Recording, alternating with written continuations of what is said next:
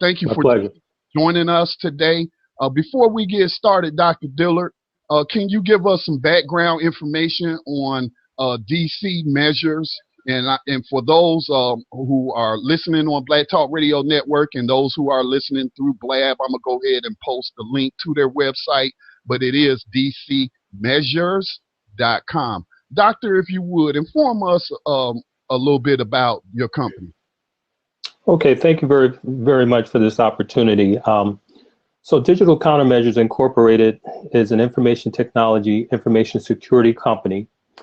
We provide IT and information security consulting services to small to mid-sized corporations. We also provide information technology, information security training to corporations, as well as I do some consulting work with a number of higher education institutions, as well as government. And we're based out of, we used to be based out of a suburb of the city of Detroit called Troy, Michigan, but we are firmly ensconced within the city of Detroit at this time.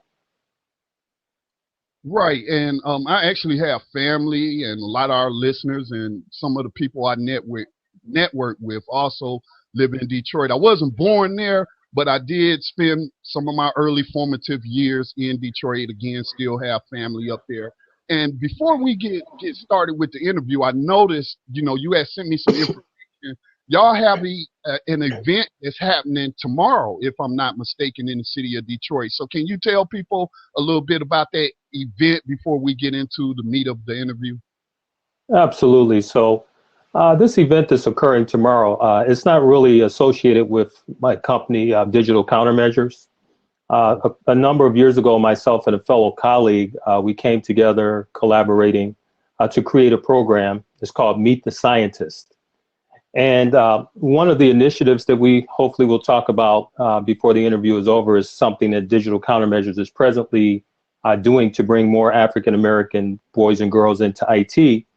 Well, one of the things that we felt was important, myself and this fellow colleague, was to start a program where we would come in contact with boys and girls, men and women from within the African-American community, and introduce them, allow them to meet African-American scientists of all basically shapes and sizes. So computer scientists, medical doctors, nuclear physicists, mathematicians, aerospace engineers. We've had a number of inventors. And so we've been doing this now just going on 3 years. And we do this basically usually we do it the fourth Saturday of each month. It's held at the Charles H. Wright Museum of African American History. That's in Detroit, Michigan, in Midtown Detroit. And this event tomorrow, December 19th, will happen at the Charles H. Wright Museum. There's a wonderful exhibit that was established in the museum a number of years ago called the Inspiring Minds Exhibit. And it has a lot of original artifacts. The actual Garrett Morgan, some of his inventions, other inventors, a lot of their artifacts are available there in the exhibit. And so where we actually hold Meet the Scientists is right next to the exhibit. We hold it right across from the Lewis Latimer Cafe within the museum. And for many who may not be aware, Lewis Latimer was the inventor who actually created the filament for the incandescent light bulb. He actually documented a lot of the inventions for Thomas Edison. And he was also the person that was basically deployed to light the city of London and New York. And this is an African American as well. So the hidden history that they work so hard to hide from us, that's a conversation that I have with a lot of our people about us not knowing our true history and our contributions in the United States. One of my pet peeves is that, I often hear a lot of people say, well, black people are descendants of enslaved Africans, and that's just simply not always the case. But I just hear a lot of African Americans assume that they are the descendants of slaves. And I was under that same assumption until I actually did, my family background research and found that we were not, descendants of enslaved Africans. Not to say that anything's wrong with that. But again, this is the hidden history. I also found out here in the state of North Carolina, over 400 free black men fought in the revolution from the North Carolina colony.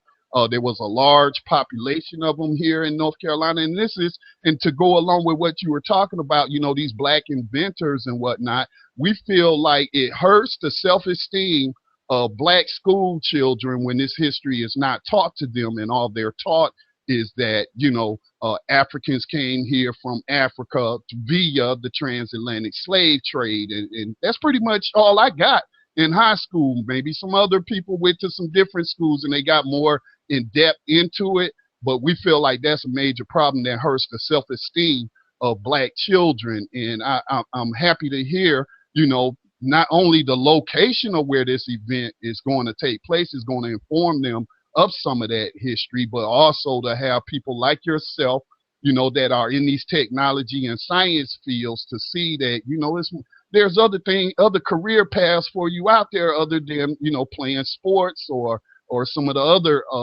areas that they seem to try to push us to, like entertainment and whatnot. Absolutely. And so my colleague that I've been engaged in this activity with, a brother by the name of David Head, he's an author. And David, he's a retired transit worker from the city of New York. And during the time that he was in the city of New York, there was Black History Month coming up. And so he was basically asked if he could make some sort of a work on a committee to help create some sort of a project. And he decided to look into, were there any particular contributions that African Americans had made in the field of transit and transportation. And to his dismay, he could not find very much that was documented. So he knew that this could not have been correct. So after he retired, he set out on a venture to collect as much information as he could. He started traveling primarily around the state of Ohio, various places. He learned a lot about an innovator, Granville T. Woods, which Granville is one of the most prolific inventors of any ethnicity or race. But this happens to be an African American from, I believe he's from Cleveland, Ohio area. And Granville probably has, to his credit, somewhere in the vicinity of about 35 or so actual inventions. And so David Head, and you can look this name up if you go to look up David L. Head Foundation. You will find David's website. You'll probably see photographs there of David and I from a number of our Meet the Scientist events. And so essentially David had done this research on Granville T. Woods. And it just so happens that, I'm a computer scientist. I've been in this field for well over 30 years. And so he and I decided to come together to embark upon this event. And we've, as I've stated already, that we've been doing this for about 3 years now. And it's been an activity that's really focused on mentoring and inspiring our youth. It's important for our youth to see people that look like them that's doing this type of work. I agree. One of the things that I encounter, and I'll try not to get too far ahead of our conversation here, but I just will throw this out at this point. One of the things I encounter frequently in the institutions where I teach as a professor, I encounter numbers of African Americans. And by the way, the numbers of African Americans pursuing careers in computer science are not very large. Actually, it seems to me that the numbers are sort of diminishing by some degree. But nonetheless, whenever I encounter these students, and because there's not very many African American computer science professors, these students really crave direction. They sort of crave a level of nurturing, something that I think generally a student might experience in a historically black college or university. And so I do what I can as a professor and as a mentor to help them navigate their path forward, since I've been in this profession for so long. Yeah. Let's get into the interview and talk about the profession. when we're talking information privacy and security, um, I know that there are different applications for that, whether it is in the medical field and securing patients' records and whatnot, or whether it's in billing for a business. You know, you want to protect those records. And here, it seems this year there's been a number of corporations who have had sensitive information leaked after they got hacked and whatnot. So specifically, what are we talking? What area of that field are we talking about today when we're talking about information and privacy security? Great question, Scotty. So really, when you stop and think about technology, and I'm going to use kind of a big word because this is something that's a part of our vernacular in this discipline. So technology is ubiquitous. Essentially, what that's expressing is that there's almost no place that you can go today. There's almost no industry that you can engage in where information technology is not at work. And as you've already stated, the healthcare profession, retail, even our critical national infrastructure. We now have something called the U.S. Smart Grid. Okay, so it's and maybe for some of your listeners or some of your audience, some of them may be aware of something known as smart meters. Okay, most of us carry in our pocket something called a smartphone. We are now dealing with something known as smart cars. Many of us have smart appliances, smart televisions, smart homes. All right, so all of these different versions of tech, all of these different things that I've already mentioned here are forms of technology. And what happens within technology is we're moving data, we're moving information in and out of those appliances or these different types of processes. And so what we're focused on, first of all, as an information technologist or even as a networking professional, an IT professional, one of the things that we are really concerned about is properly implementing technology, implementing it in a manner where it's not vulnerable to unauthorized access. Let's take, for instance, your Black Talk Radio network. So you have a system that you can rely upon when you hit the switch or when you go online, when you're ready to deliver your broadcast. The system basically should do what it is that it's designed to do. Right. You shouldn't run into continuous surprises when you log into your network for any of your customers when they go to deliver their broadcast. Right. If our systems are that vulnerable, then we say that the systems are not reliable. They have what's called low availability as opposed to high availability. So what we seek to do within technology, we want to ensure that they're properly implemented. Mm-hmm. And also we're focused on three particular principles. Information that should be kept protected. We want to maintain the confidentiality of that information. So you don't want sensitive information being easily compromised. And then when you're actually implementing information, you want to be able to trust the information that you are working on, or the information that you are taking advantage of to make your business decisions. So we're concerned about the integrity of that information. And of course, we've already mentioned that you want your systems to be available. You want to have high availability. So we're focused on, and get these three little letters. Many of us have heard of CIA, right? But we're not focused on Central Intelligence Agency. We're focused on confidentiality, integrity, and availability. So those are the three fundamental principles of information security all around the world. And any of us who are in this line of work to keep systems confidential, make sure that the integrity is there, and make sure that the systems are highly available, these are the things that we are trained to do. And when you say available, you for an example, you mean like the clients that Black Talk Media Project has that operate their own digital radio stations, and then when they log in to the platform, that it's available, that it's not down, they're not going through all of these problems and whatnot. Because when we first launched in 2008, we were having some issues with people trying to hack the website, and we finally got our vendor to identify where the hacks were coming from, how they were getting in to disrupt the service. So that's what you mean by availability, is when the clients are using a system that is as it states, available to them to use when they choose. Absolutely. And when we're talking about availability, really, the whole notion of availability and even integrity and confidentiality, those issues are not always as a result. Let's say if those basic fundamentals have been degraded, like if your customers are constantly having, outages or maybe slow performance or any number of problems, they're not always as a result of someone malicious hacking into your system or trying to shut you down. Sometimes when we do not, those professionals of us who implement these systems, sometimes if we don't do our homework, we may actually create a problem for our users. If we don't do the math, if we do not really estimate how much data traffic is flowing through our networks, if we do not anticipate that with so many users logging into a server, that we have enough random access memory or RAM, make sure that we have enough bandwidth on the connectivity side. Sometimes if we don't do that math, we inflict a problem upon our own systems.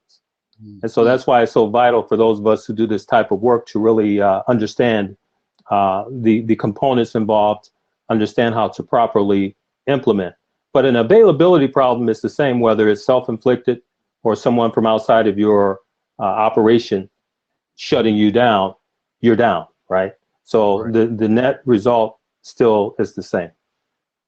Right, right. And just for our laymen out there, in terms like we also, well, this is a new service we start offering where we specialize in hosting WordPress websites on our server and whatnot. Right. And we have to allocate the resources so that it'll take into account the new websites that come upon the server and estimate how much traffic they are getting, because if too many of the resources are used, that could cause problems for all the websites, and then they'll be like network not available or something like that. Did I explain that right in layman terms? Absolutely. I mean, I probably could not have made that more clear than what you just articulated. And this is the part of the vital part of what we do. Even as your network continues to grow, you want to make sure that you look out maybe 3 years, 5 years out into the future. And it's important, in order to be able to manage it, you got to be able to measure it. And so it's vital to have some sort of a measurement mechanism where you can allocate or anticipate what the demands will be upon your network. Now, I don't know if you see on your screen what I'm seeing on my screen, but there's these little bubbles that's going through the screen. Let me tell you about the network that we are on. This network is fairly new. It's still in beta testing right now. But as I was looking, I tell the people I'm connected to through social media, tell them what I'm working on. And I was just telling, the people I'm connected to that I'm working on incorporating video into our broadcast. And, so that people can, see us. And we were going to do it over YouTube. And so one of the people I'm connected to said, hey, check this out. So I came over to the platform and I was like, man, this is really simpler, than what I'm trying to do, because I would have to install the software on my computer, which then connects to YouTube's network. And then, you had that stream going here. All I need is my webcam. I just log in and start it, and it detects all the settings. So I'm very impressed with that platform. What that means, those things you see flying, is people are giving you props because they like what you have said or the points you're making. Oh, okay. Very cool. So when I see little bubbles going across my screen, that's okay. All right. Thanks. People clap. All right. It's a new platform that we're trying out. And I have, nothing but good things to say about it thus far. It's pretty intuitive, not hard to do. So we're looking at it. So by the way, if I on occasion, clear my throat, I have a little bit of bronchitis during this time of the season. So just pardon that to the extent possible. Don't worry about that. But I do have to take a quick station identification break. You're listening to Black Talk Radio News. My name is Scotty Reed. Of course, we broadcast this program every Monday, Tuesday, Thursday, and Friday right here on the Black Talk Radio Network. We'll be right back after this.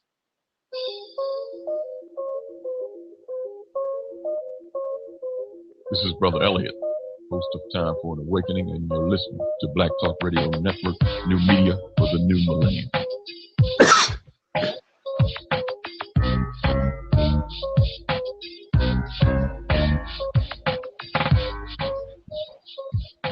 And welcome back. Just to give you some network news for today, Tando Radio Show will not be on live today, as I stated yesterday, Brother Dave that hosts the program, his family is currently relocating from California to Texas.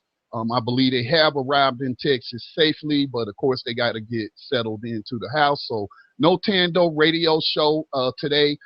But at 9 o'clock p.m. Eastern Time, Brother Robin will be hosting Race Treaty.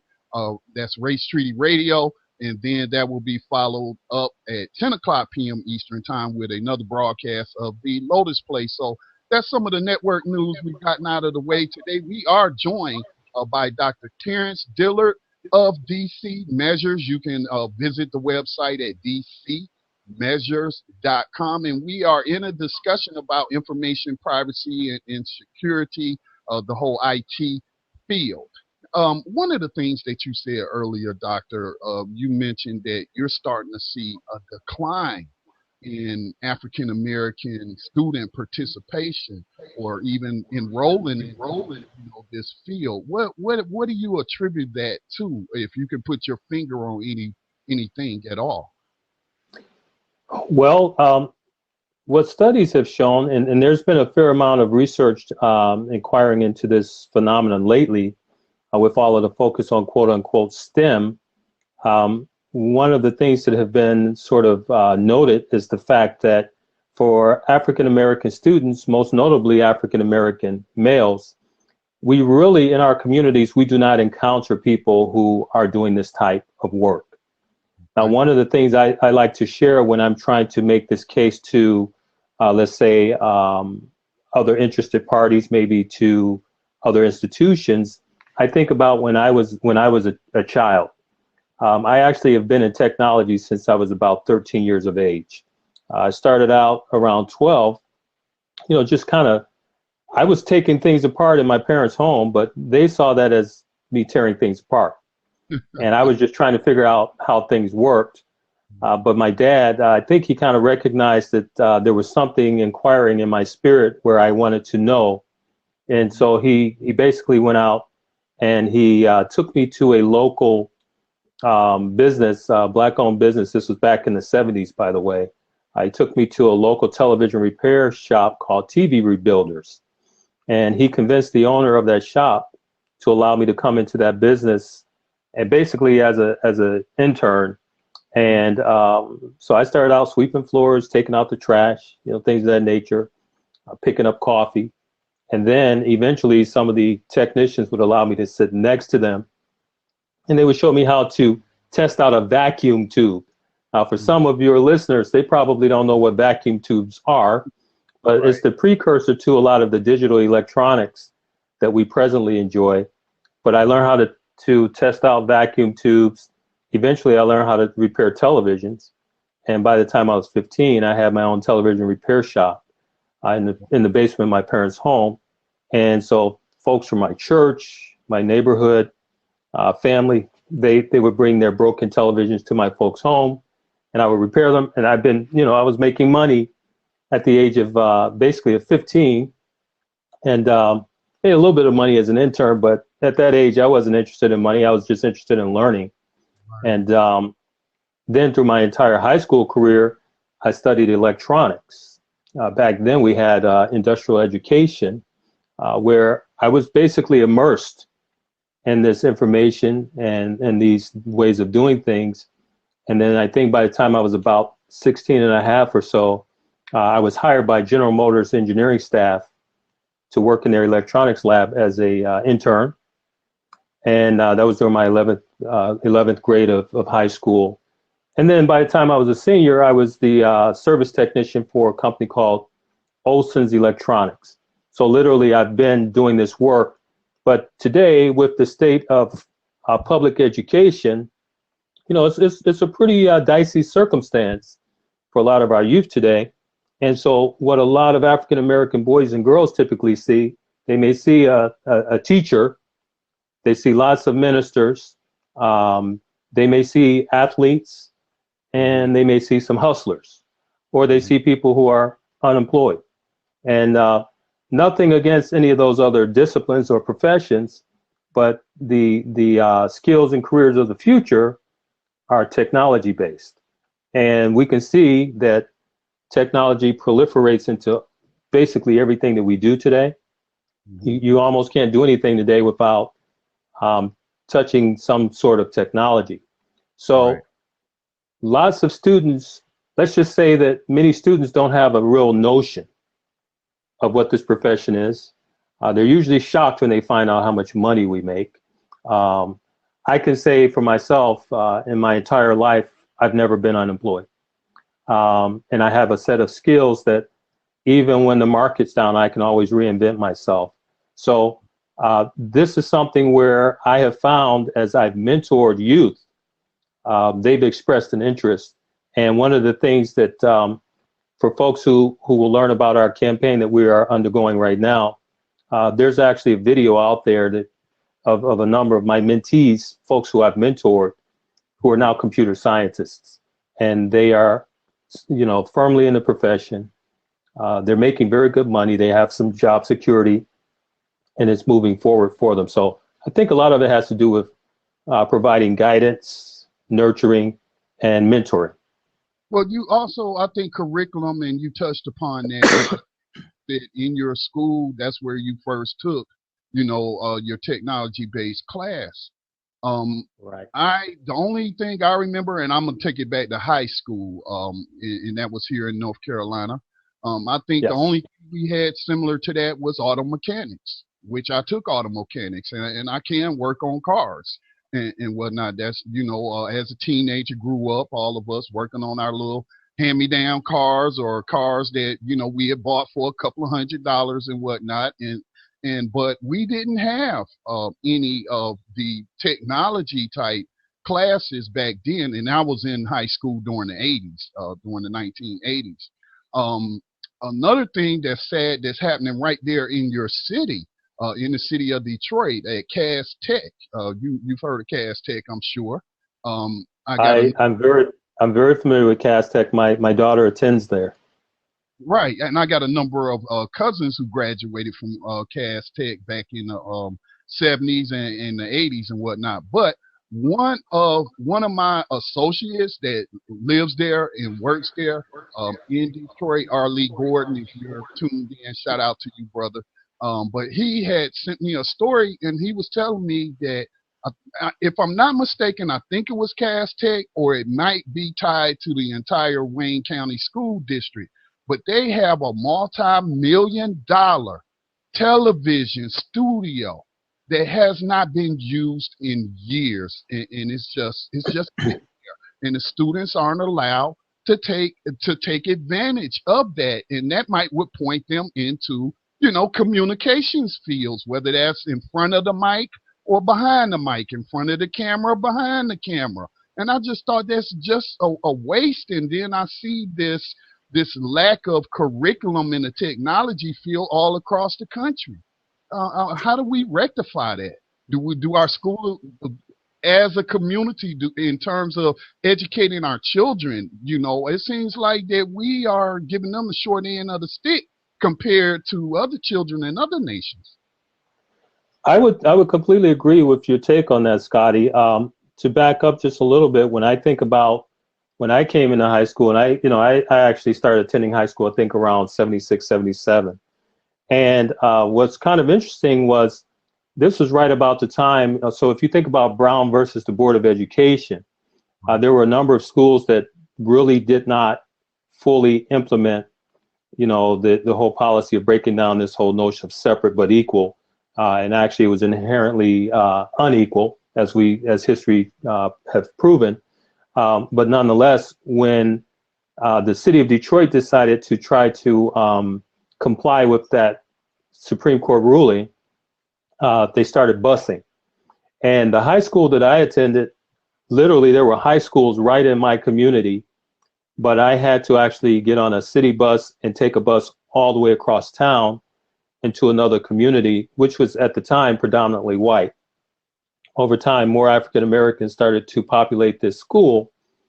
But back at that time, right about the time I came into high school, they still had all of these very robust programs. I mean, they had mechanical drawing, they had wood shop, they had electronics. I remember Go ahead. drafting classes. I remember drafting classes in junior high. Yeah, so all of those programs existed, and the city of Detroit used to be considered, they were called the Paris of the United States, because the standard of living was so high. The automotive industry had created in very short order a number of middle-class families, black and white, and so our school system was second to none. And with the exception of, you know, we did have at one point some of the elements of the Jim Crow South. It was all exported here to Detroit, so there was a lot of you know, the whole discrimination and just, you know, places where blacks weren't able to really fully take full advantage of what was available. But this particular area, as you've already mentioned, this television station, the Castech, someone recently made me aware of that. But something else is rather significant. There's Benjamin Oliver Davis Jr., Benjamin O. Davis. Many people may not know who this person was, but There's a pro in the military. General Benjamin Oliver Davis was the commander for the Tuskegee Airmen. And when he came through West Point Military Academy, he was the only African American in that institution at the time. He was quite a tough person who persevered, and he was able to achieve. He understood very clearly what the challenges were that tried to flush him out of the system, but he pushed through despite all of that. Well, we have a school here, which is the Benjamin Davis Aeronautics High School. And this is a school where high school students are taught how to repair aircraft. They're taught how to fly aircraft. And by the time they complete the program, they could actually receive a commercial pilot's license. Well, that's another program. Go ahead. This school? Yes.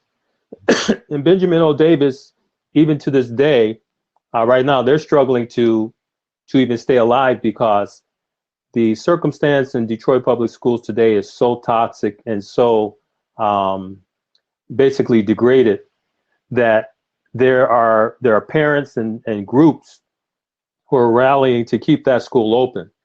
But the Detroit Public Schools is under the leadership of an emergency manager who has been put into place by the governor of the state. And it seems that particular side of things is really focused on killing Detroit Public Schools as a whole. It looks like they're really trying to turn this Detroit pre-K through 12 educational scenario. They're trying to mimic what has been implemented in New Orleans after Hurricane Katrina. So education as regards urban communities, particularly where African Americans and Latinos exist, and I focus quite a bit on my community, African Americans, is very much under assault. There is a concerted attack to tear these schools apart. Right now, we are actually a school district that has two separate school districts. Detroit Public Schools, a number of the schools were taken from underneath Detroit Public Schools, and the governor implemented something called I think it's like the Educational Academic Authority, the EAA, which has been, it appears it has been a glittering example of failure at every level. And so now they are in the process of trying to come up with another bright idea. In the meantime, these students, particularly the ones who happen to be in the school system during this whole transitionary or upheaval, they're the ones who are really suffering the most. And that even goes for the teachers. there seems to be no real security for teachers and the students. Of course, they really are getting the short end of the stick for sure. Yeah. Again, you've already touched upon this. I guess we can kind of segue into the crowdfunding campaign that you have going on to train 192 African American high school students in computer networking. So what are some of the solutions? Because again, the problems that you laid out that you're having in the Detroit public school system, I see this playing out. I talk to different people, you know, around the nation. We see that happening in Chicago. We see that happening in Philadelphia. You know, I'm sure you've heard of the term school to prison pipeline, and it's real. I'm here to tell you that it is real. When you're closing schools but building prisons, then I think your intent is pretty clear what you have in mind for these students as they become adults and whatnot. But like you said, with so many people, especially in the Black community, with unemployment traditionally being twice, if even three times, whatever they say the national unemployment rate is, considering that there seems to be so many job opportunities, and not just job opportunities, but business entrepreneurship opportunities and information technology. How do we, despite the challenges of the schools, reach these children? And with this crowdfunding campaign, it seems like, you know, you're trying to come up with a solution. That's right. So, and I want to answer that question, but I need to really kind of underscore something that's sort of important. And I hope I don't sound like I'm on a soapbox when I say this. I'm around a lot of folks in our community who are expressing consternation over what seems to be happening with regards to our school systems. We're at that time of the year where a lot of us will, you know, we will recognize Kwanzaa. We talk about self-determination, cooperative economics, all these types of really lofty ideas, and I really support these principles wholeheartedly. But then at the same time, and I've seen this for a couple of years running, at the very end of this event where we have, and here in this area, where, you know, there's just over 700,000 people in the city of Detroit, and 80% of those folks are African Americans. Mm-hmm. So what tends to happen in this city is that for folks who come together and try to put their minds together for us working together as a community, every single year the same question gets asked, which is, where do we go from here? And in my view, what I think I'm observing, just and not even reflecting on racism, white supremacy as a global problem, right? I'm just talking about getting inside the heads of many of us in this community. I hear a lot of people just running their mouth. Okay. And so, you know, I saw this in 2014, 2013, here we are now, 2015. And my family and I we will be celebrating Kwanzaa. We have families coming over right after Christmas, and, you know, all of the family just getting together. And I'm sure the same questions are going to be asked. And when given an opportunity to actually make a difference, what I think I'm seeing is a lot of us who just sort of were more satisfied with the rhetoric as opposed to actually springing into action. So here I am to answer your question. So I teach computer science. I teach information technology. I've been teaching this material since about 2007. I've taught this for a number of schools. At this point, it's reasonable to say that I've educated roughly 6,500 to 7,000 students in computer science or information technology. So when I bring it back to my community, knowing that we are in many cases economically disenfranchised, and there's many challenges, and I've actually held these classes not necessarily for free.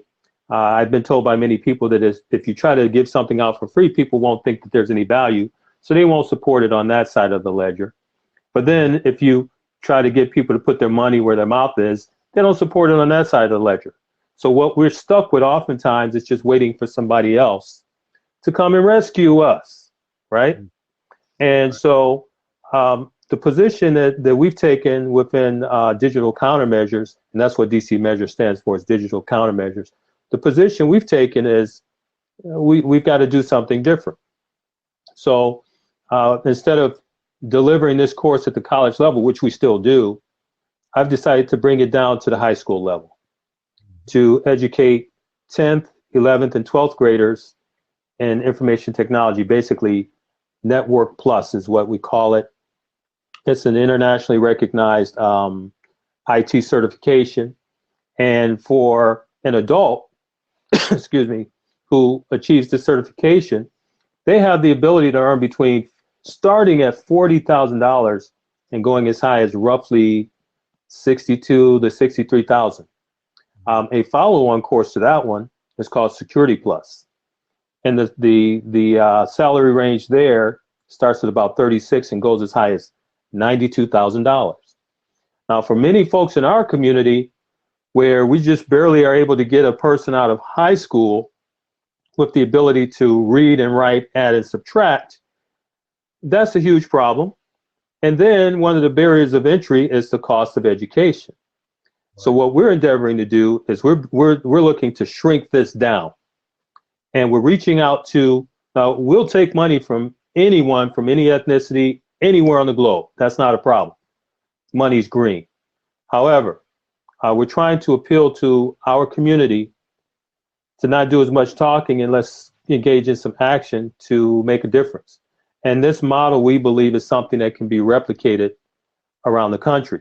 Now, we won't do crowdfunding to educate students around the country. This particular model, we want to get this thing out the gate. And we've raised a small amount of money out there right now. It's actually only enough to educate. It's actually not quite enough to educate one child right now, but we're remaining optimistic that that will change. But we're looking to educate 192 African-American boys and girls in Network Plus. And we've adopted 4 schools, which I won't mention the schools here because there's such rivalry within Detroit Public Schools, and plus this other entity known as the EAA. We don't even want to be involved in the intramural tug of war. Essentially, we're raising the funds, and we've already have a protocol in place where the principals of those schools are going to nominate the students that they feel would be good candidates, but then we'll go through an additional process to vet the student. Okay. And then we will actually teach the course on that high school's campus. This course will go for, go ahead. Was yes. Where was the instruction going to take place? So it will take place on the students' campuses where they are, where it'll be offered. That's correct. One of the things that has happened since we've started, sort of promoting this concept, and I've been on a number of local television programs, number of local radio broadcasts, and we seem to be getting more requests from adults who are asking, is it possible for us to get into this course? And so we are actually putting together a class that will convene mid-January at one of the local community colleges, where we're going to actually be training adults and moving them through the process of gaining this certification. Mm-hmm. I will add that all of the students that I've mentored, all of these students have, generally when I encounter at least some of the students that are there giving testimonies, some of these students were actually pursuing either a certificate program or an Associates of Science degree in technology. Okay. And so when I encountered them at one of our local 4-year schools, and they actually had to come through my course, that's when I gave them some insight that, their time would probably be better spent if they actually pursued a Bachelor of Science in IT, which they all decided to do. They all are gainfully employed with major corporations, and they have certifications. One of the things that's highly advisable for folks who are pursuing careers in IT is actually to go to work for someone else for a number of years in order to gain the experience base. Right. And corporations, there's lots of different activities. There's lots of business processes that, a new employee could be exposed to. And then once they've gained that experience, then, there's a pathway for them to go out and actually try their hand at being an entrepreneur. That's how I kind of got my start. And so we just try to help navigate them on a path towards their goals. And so yes, the course itself will be delivered at the local high schools of the students. Do want to let the listeners know for the program notes on blacktalknetwork.com, we have also linked to the Indiegogo website for the campaign, and I just shared that for those who are viewing through blab.im. I shared that in the chat room. There's the link. Please go and give to this worthy cause. I'm going to take another short station identification break, and then when we come back, we will continue to discuss this very important topic and get ready to wrap up the interview. Again, you are tuned in to Black Talk Radio News. My name is Scotty Reed. We are part of the Black Talk Radio Network, new black media for the new millennium. Stay tuned. Be right back. You are tuned in to the Black Talk Radio Network. For podcasts and live program scheduling, visit us on the web at blacktalkradionetwork.com.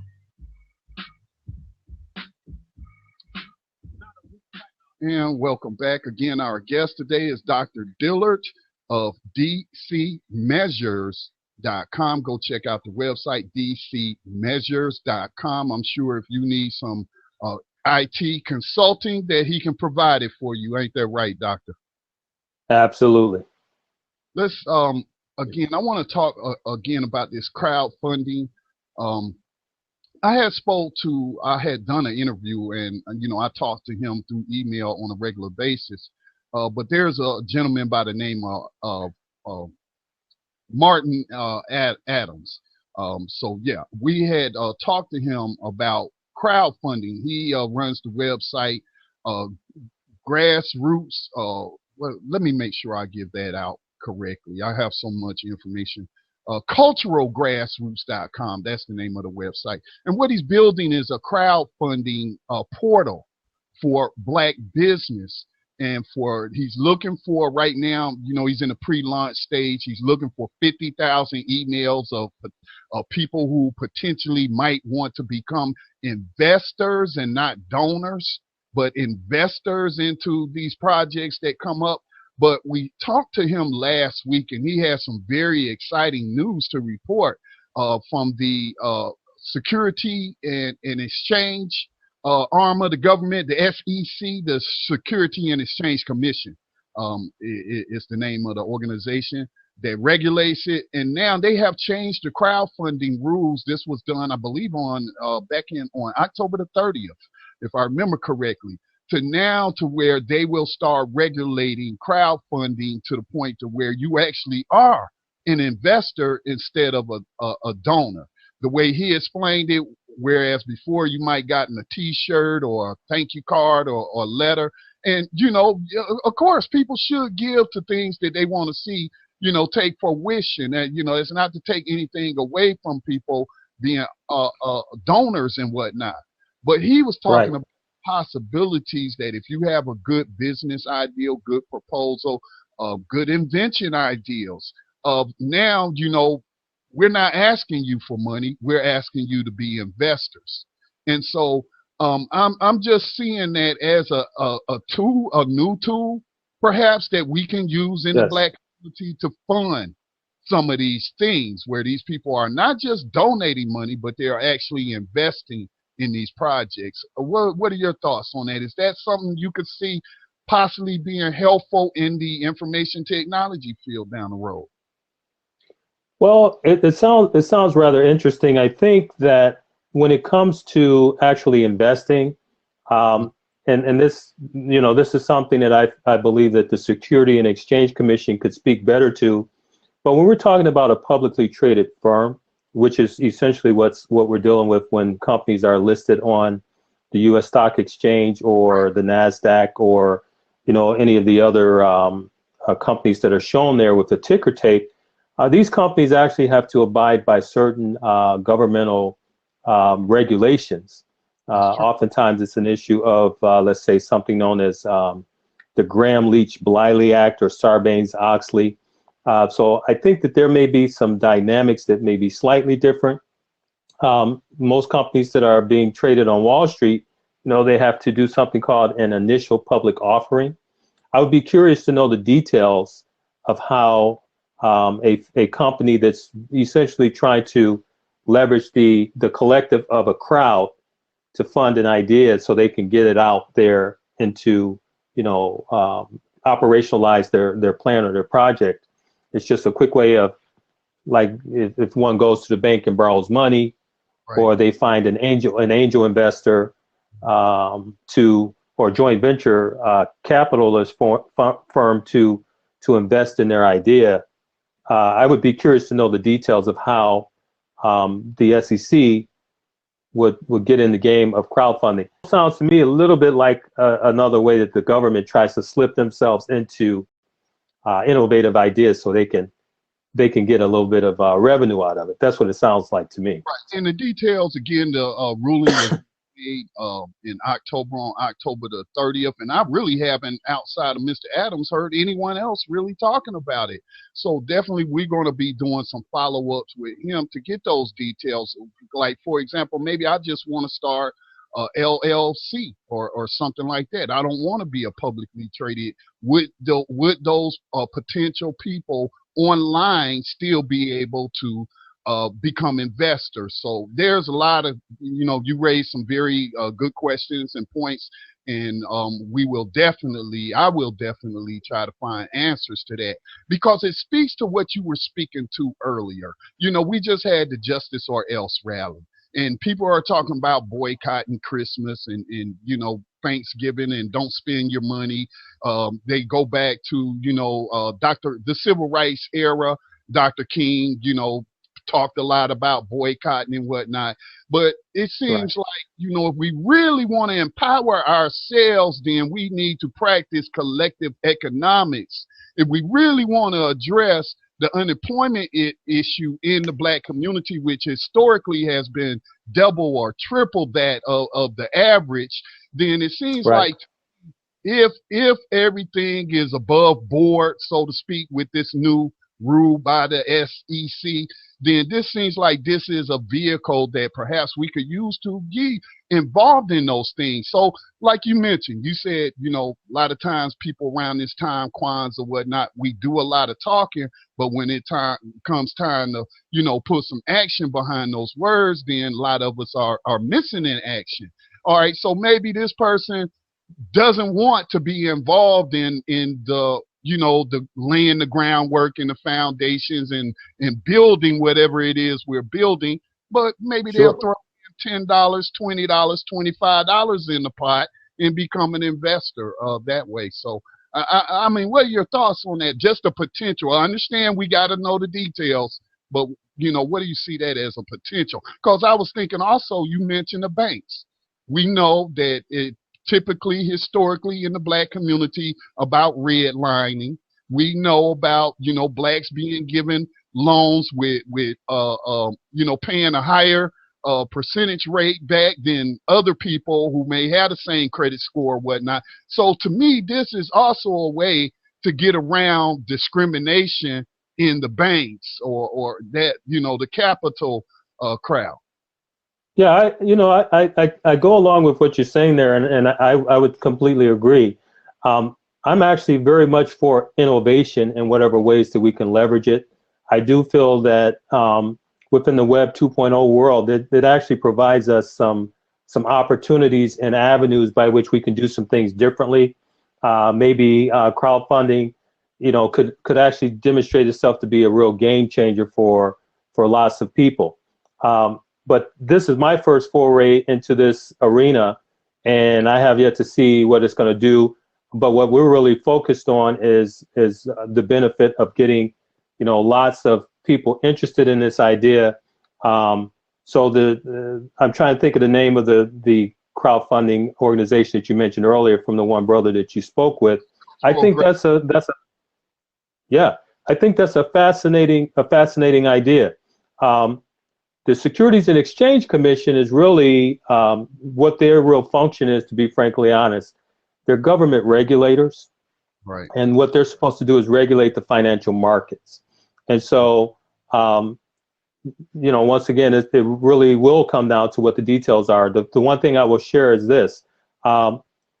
Industries that have operated with a level of self-policing, generally when industries can manage and police their own activities, that typically causes government not to get too involved. Now, one of the things we're seeing right now, literally across this country, and this is a very robust conversation that's happening here right now in the city of Detroit. So Detroit happens to be an area where marijuana has been legalized. And so citizens can, I guess they can have so much marijuana on their person. I'm not really sure how that plays out if an African American is encountered by law enforcement and they're found in the possession of marijuana or cannabis. However, we have an explosion of these medical marijuana dispensaries that have just proliferated across the city of Detroit, whereas the surrounding suburbs basically have none. And there was a hearing with the Detroit City Council just yesterday where the vast majority of the 125 or so dispensaries that's here in the city are pretty much people that don't live in this community. So what government has done in the quest to make this legal, and I've heard all the arguments about, nonviolent crimes, things of that nature. And of course, we know that significant numbers of African Americans are incarcerated over possession of what was widely considered an illegal substance, right? Well, now government's gotten in the game. So when government can make a buck off of it, then they find a way to bring it into the fold, as it were, and to regulate it, to tax it, things of that nature. So it's just a question of, is this a backdoor way of regulating crowdfunding, or is it really something to spur on some real innovation in the minds of an investor who might be able to write it off as an investment for a for-profit as well as non-profit? That's what they said, Dr. Dillard. Some of the information I read coming out of the Obama administration was that the reason this was done was to spur innovation and whatnot. So, but they can say one thing, and do another. Wait and see. But Mr. Adams seems to be, kind of excited about it. And he said it's very historic for the Black community. And so we will definitely get him back on and talk more about that. But the website is culturalgrassroots.com, culturalgrassroots.com. Before we get ready to wrap it up again, I want to take the focus back to this crowdfunding that you're doing for this program. And so, have you seen anything like this done anywhere else, or is this something, a new ideal and an original model that you and those working with you have come up with? And if successful, I'm wondering if we can, apply it across in other areas across the nation, because I think what you're doing is very important. Yeah, I haven't seen it done anywhere. And I'm not saying that just to stake, originality, but I think at this point it's probably a pretty novel concept in terms of what we're endeavoring to do. This course that we're offering, it's a course that's offered at local community colleges, 2-year schools. I teach this for other institutions, and I basically know what they charge for this course. And we're basically giving it away for a third of what is, normally delivered for.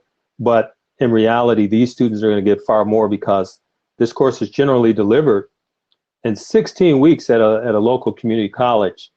Wow. And it could be delivered in a shorter span of time. I've taught the same material in 10 weeks at another school, but we're going to deliver this in 16 weeks. But not only are we going to basically nurture the student through each phase of understanding all of the principles of information technology networking, all of the networking protocols. They will actually have labs, hands-on experience, but we're also going to help them develop their own portfolio. They will have, when they leave this course, they will actually have 2 actual credentials.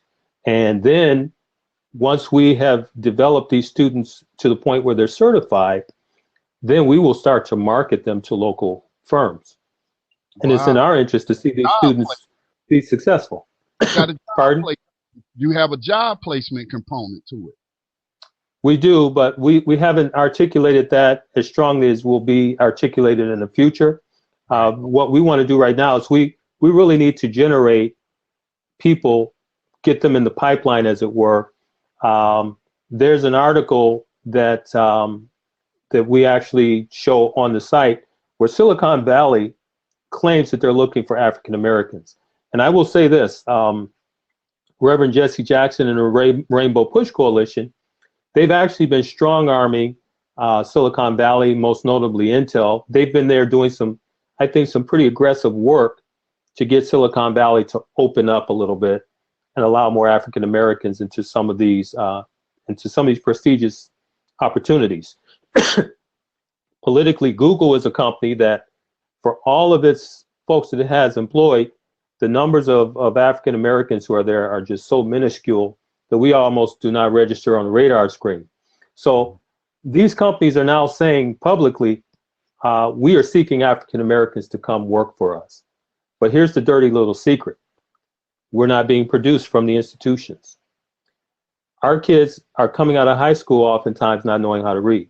So by default, we are being kept out because of a precursor issue, which is that education prior to being able to be accepted into these firms.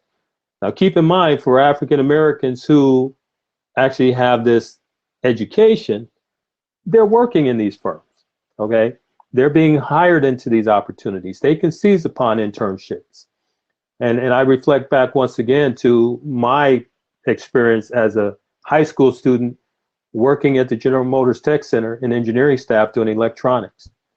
I had the knowledge, I had the experience, there was an internship there, and so I was able to walk right into that opportunity.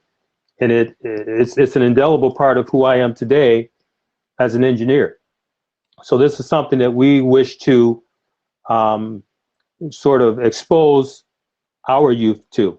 And so from that standpoint, I think what we're doing is quite novel, quite original, because I'm really coming from my experience and my story, and putting this out there and creating a circumstance where our youth will be able to seize upon these growing career options.